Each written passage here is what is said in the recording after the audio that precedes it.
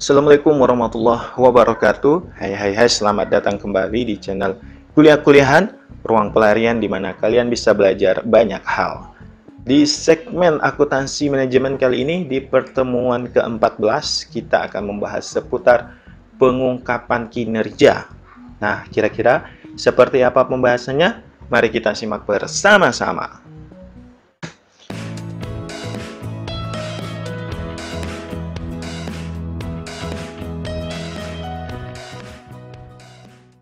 Oke, baik teman-teman. Nah, kenapa pengungkapan kinerja ini penting untuk dilakukan? Ini terkait dengan 3 kondisi ya teman-teman. Yang pertama adalah keadaan sekarang. Ini kita menanyakan seperti apa posisi sekarang, dan keadaan yang akan datang kita akan seperti apa. Kalau keadaan ini lebih kepada lingkungan ya teman-teman. Sekarang persaingan bisnis seperti apa? Dan posisi kita dalam menghadapi persaingan bisnis yang ada sekarang seperti apa. Dan ke depan kita harus bagaimana menghadapi persaingan bisnis ini.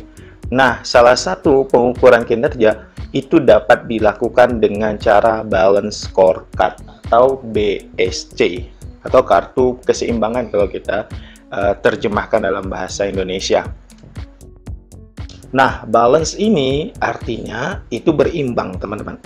Nah, keseimbangan ini diantaranya harus memenuhi 4 perspektif.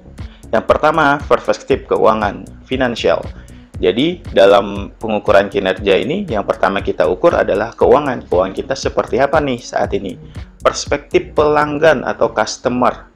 Jadi, manajemen atau perusahaan nggak hanya harus cari cara untuk cuan banyak atau untung banyak, tapi juga harus cari cara gimana nih pelanggan biar nggak lari ke produk lain atau ke produk jasa yang lain. Selanjutnya adalah perspektif proses bisnis internal, bisnis purpose, itu seperti apa sekarang. Yang keempat adalah pembelajaran dan pertumbuhan, learning and grow. Jadi sebagai manajemen kita nggak boleh puas dengan keadaan yang sudah kita raih. Jadi harus tetap always listening, learning and growth. Jadi harus terus belajar dan tumbuh. Lalu, apa itu BSC? Nah, muncul nih tanda tanya besar. BSC itu adalah alat yang digunakan oleh manajemen, merupakan sistem pengukuran dan juga sistem manajemen kinerja. Tujuannya apa? Nah, BSC ini teman-teman dapat membantu berbagai organisasi untuk planning, fokus, dan kelola strateginya seperti apa. Untuk mengelola strategi, merencanakan dan berfokus pada yang ingin dicapai. Itu menurut Jenny Merman. Nah, bagaimana menurut Robert Kaplan dan David Norton? Nah, Robert Kaplan ini udah membumi sekali namanya ya teman-teman ya. BSC ini adalah suatu sistem manajemen strategik yang berbasis pada pengukuran, measurement, menetapkan aktivitas-aktivitas dalam suatu strategi, dan memonitor kinerja strategi tersebut untuk mencapai tujuannya. Jadi ini lebih kepada penentuan strategik atau strategi atau apa yang harus kita lakukan atau langkah-langkah strategis lah dalam jangka pendek, menengah maupun jangka panjang.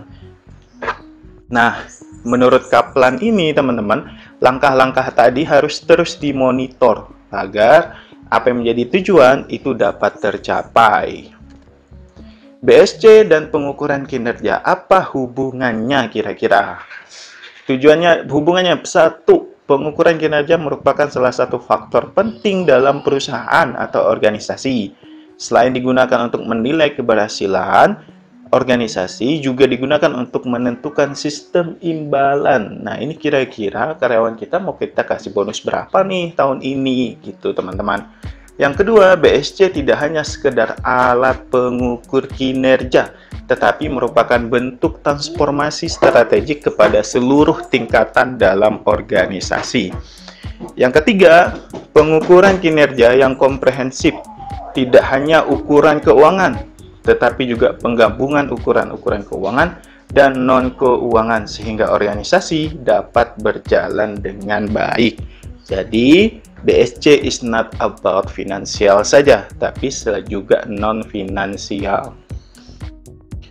Apa sih manfaatnya dalam pengukuran kinerja ini, teman-teman? Nah, manfaat BSC ini dalam penilaian kinerja dapat dimanfaatkan oleh manajemen untuk mengelola operasi organisasi secara efektif dan efisien dengan cara memotivasi karyawan, membantu pengambilan keputusan dalam hal promosi, pemberhentian, mutasi, dan lain-lain.